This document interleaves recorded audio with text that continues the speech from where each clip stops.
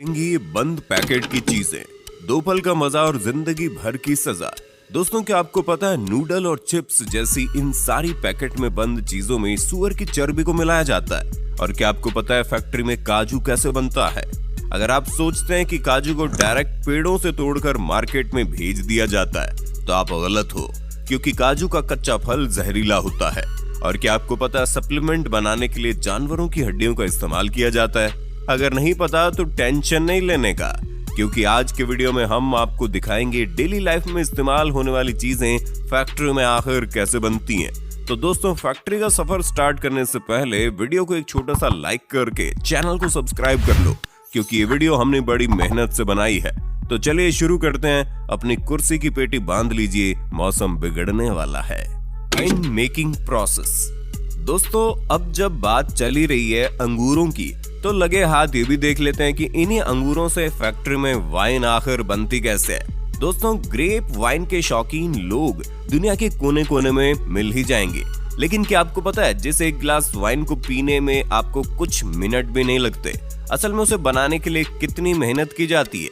दरअसल नई अंगूर की खेती के लिए अंगूर की सूखी बेलों का इस्तेमाल किया जाता है, जिसके लिए यहाँ बेस्ट क्वालिटी के अंगूर के पौधों को तैयार किया जाता है। सबसे पहले खेतों से सूखी बेलें इकट्ठी कर ली जाती हैं, उसके बाद उन्हें फैक्ट्री में लाया जाता है और एक ऐसी मशीन में डाला जाता है जिसमें बेल की टहनी के ऊपर से बेकार का झाड़ हटाकर उसे साफ सुथरा करके लंबी लंबी टहनियां बना ली जाती है। अब इन्हें इकट्ठा करके कारीगरों के पास भेज दिया जाता है। कारीगर इन टहनियों को एक सी लंबाई में काटकर इनके गट्ठर बना देते हैं। उसके बाद बारी आती है इनकी सफाई करने की, और इन पर से धूल, मिट्टी और बैक्टीरिया को साफ करने के लिए इन्हें एक ऐसे लिक्विड में डाला जाता है जो इन्हें साफ करने के साथ साथ जर्म्स फ्री भी बना देता है। अब काम शुरू होता है कलम बनाने का, यानी कि ग्राफ्टिंग का, जिसके लिए जो सबसे अच्छी क्वालिटी की टहनियां होती हैं उन्हें गांठ वाले हिस्से की तरफ से छोटे छोटे टुकड़ों में काटकर उन्हें उसी घोल में डालकर उनकी भी सफाई कर ली जाती है।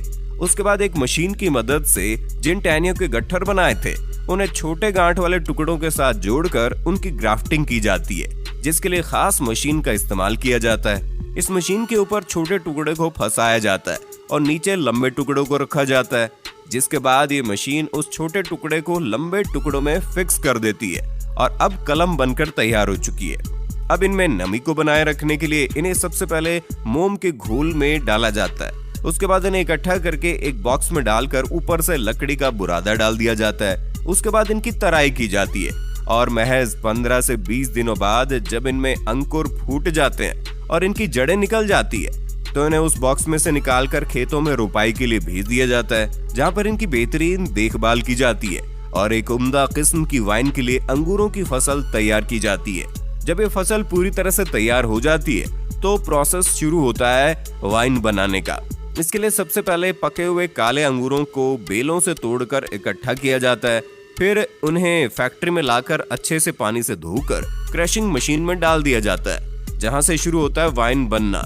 क्रशिंग मशीन में जो मिश्रण तैयार होता है उसमें अंगूर के छिलके और रस दोनों ही मिला हुआ होता है। अब जरूरत है इसमें यीस्ट और न्यूट्रिएंट्स मिलाने की। यीस्ट और न्यूट्रिएंट्स मिलाकर इसे 2-3 दिन के लिए फर्मेंटेशन के लिए छोड़ दिया जाता है। अब इस प्रोसेस के बाद बारी आती है वाइन में अल्कोहल मिलाने की। नॉर्मली वाइन में 15 से 20% अल्कोहल फर्मेंटेशन किया जाता है। उसके बाद बचे हुए अंगूरों को एक प्रेशर मशीन में डालकर 2 टन प्रेशर के साथ प्रेस किया जाता है। उसके बाद वाइन को छानकर एजिंग के प्रोसेस के लिए भेज देते हैं। वाइन एजिंग का प्रोसेस सालों में पूरा होता है, जिसके लिए तैयार वाइन को लकड़ी के बाइनरों में सालों तक स्टोर करते हैं। उसके बाद फाइनली वाइन रेडी हो जाती है और इन्हें पैकिंग करके मार्केट में भेजा जाता है।